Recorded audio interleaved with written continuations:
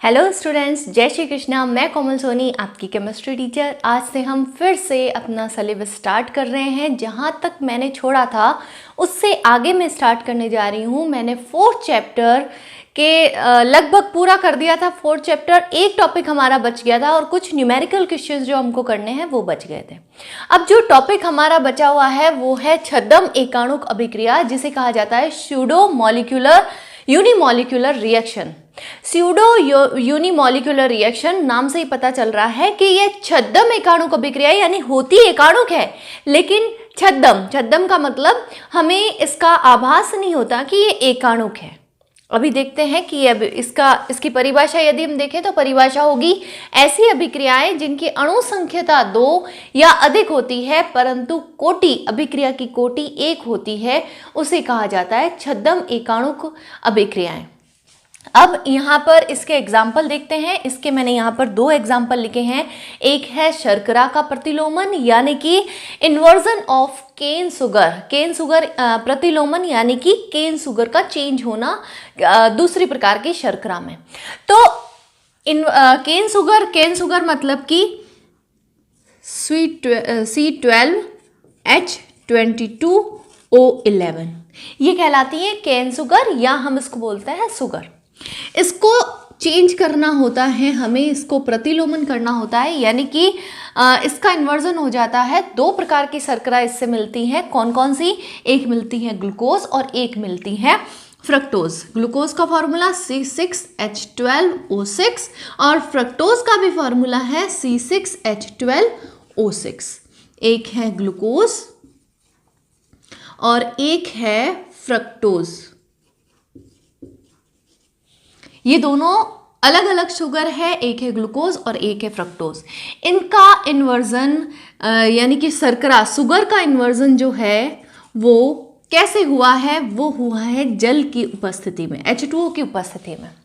यहाँ पर देख सकते हैं आप इस अभिक्रिया के लिए अणु संख्यता यानी कि इसमें पार्ट लेने वाले अणुओं की संख्या कितनी है? अणुओं की संख्या है एक ये और एक ये। अणु संख्यता इसकी हो गई 2, लेकिन अभिक्रिया की कोटि इसके लिए होती है 1। ऐसा इसलिए होता है क्योंकि इस अभिक्रिया में अभिक्रिया का वेग केवल एक ही अणु पर निर्भर करता है और वो अणु है सुगर। इस पर ही अभिक्रिया का वेग निर्भर करता है। H2O जल पर अभिक्रिया का वेग निर्भर नहीं करता है क्योंकि इस अभिक्रिया में जल अधिक मात्रा में मिलाया जाता है। जब जल अधिक मात्रा में होता है तो वह उसकी सांद्रता अभिक्रिया के वेग को प्रभावित नहीं करती हैं। ऐसा इसलिए है क्योंकि अगर हम देखें कि एक गिलास, मैंने आपको पहले भी एग्जाम्पल बताया था कि एक गिलास पानी में हमने 1 चम्मच शुगर डाला है, तो अगर हम शुगर की मात्रा उसमें बढ़ाते हैं तो हम पता लगा सकते हैं कि इसमें शुगर की मात्रा बढ़ी है। लेकिन अगर हम उसमें थोड़ी सी पानी की मात्रा अगर बढ़ा देते हैं, 1 चम्मच पानी मिला देते हैं, तो उसमें कोई डिफरेंस नहीं आता है। इसका मतलब ये है कि पानी की मात्रा अधिक है और शुगर की मात्रा कम है। ठीक है, उसी तरह से यहाँ पर भी पानी की मात्रा अधिक है और शुगर की मात्रा कम है। शुगर की मात्रा कम है, इसकी सांद्रता में हम कुछ डिफरेंस करेंगे, कुछ परिवर्तन करेंगे तो अभिक्रिया का वेग प्रभावित होगा। यानी कि अभिक्रिया का वेग जो है वो निर्भर करता है, आर यहाँ पर दर्शा रहा है रेट ऑफ रिएक्शन, अभिक्रिया की वेग को। वो डिपेंड करता है किसकी सांद्रता पर? इसकी, यानी कि C12H22O11 शुगर की। जल की सांद्रता पर निर्भर नहीं करता है। यह है अभिक्रिया की कोटि। अभिक्रिया की कोटि 1 है लेकिन अणु संख्यता 2 है। तो इससे हमें पता चल गया कि ऐसी अभिक्रियाएं जिनकी अणु संख्यता तो 2 होती है लेकिन अभिक्रिया की कोटि 1 ही होती हैं, वो अभिक्रिया कहलाती हैं छद्म एकाणुक अभिक्रियाएं। इसका दूसरा एग्जाम्पल देखते हैं, एथिल एसीटेट का जल अपघटन, एसिडिक हाइड्रोलाइसिस यानी कि उसमें जल का जोड़ना, जल की वजह से इनका टूटना। तो क्या हो जाएगा? एथिल एसीटेट का फॉर्मूला होता है CH3COOC2H5। ये है एथिल एसीटेट।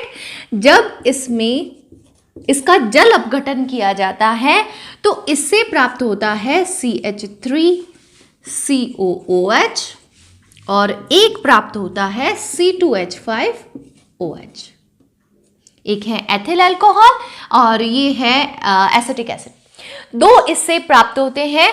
तो इस अभिक्रिया में भी जल जो है वो आधिक्य में लिया जाता है, अधिक मात्रा में लिया जाता है, ये है आधिक्य में। और यहां पर ये है एथिल एसीटेट, यहां पर ये अधिक मात्रा में लिया जाता है। जिस अभिक्रिया में जल अधिक मात्रा में लिया जाता है वहां पर अभिक्रिया का वेग जल की सांद्रता पर निर्भर नहीं करता है। यहां पर भी अभिक्रिया का वेग केवल इसकी सांद्रता पर निर्भर करेगा, इसकी सांद्रता पर निर्भर नहीं करेगा। अर्थात अणु संख्यता इस अभिक्रिया के लिए 2 है, लेकिन अभिक्रिया की कोटि इसके लिए केवल 1 है। तो यहां पर भी रेट ऑफ रिएक्शन हो जाएगा, किसकी सांद्रता पर निर्भर करेगा? CH3 COO C2H5।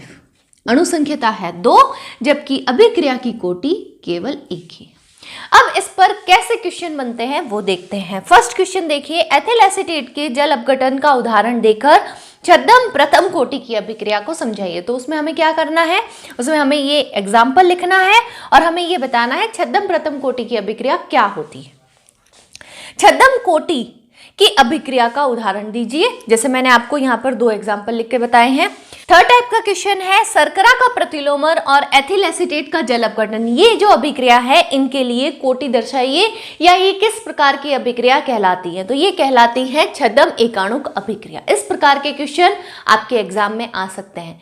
चूंकि इस एग्जाम के लिए यानी 2021 एग्जाम के लिए आपका कोर्स बहुत कम हो चुका है, तो इस लेसन में यहीं तक आपके कोर्स आता है। इसके बाद में आपको कुछ न्यूमेरिकल क्वेश्चंस करवाने वाले हैं और कुछ क्वेश्चंस जो इंपॉर्टेंट हैं वो मैं आपको नेक्स्ट वीडियो में कराऊंगी।